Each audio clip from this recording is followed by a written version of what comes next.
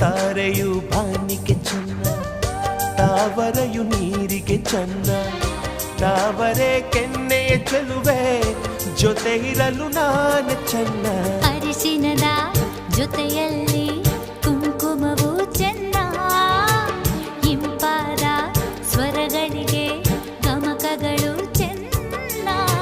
ಶ್ರೀಮತಿಯು ನಗುತ್ತಿರಲು ಹಾಲು ಜೇನಿಗಿಂತ ಚೆನ್ನ. ಪ್ರೇಮವೇ ಪ್ರೇಮವೇ ಪ್ರೀತಿಯ ರಾಗವೇ, ಹೃದಯದ ಭಾವವೇ ಜೀವದ ಬಂಧವೇ.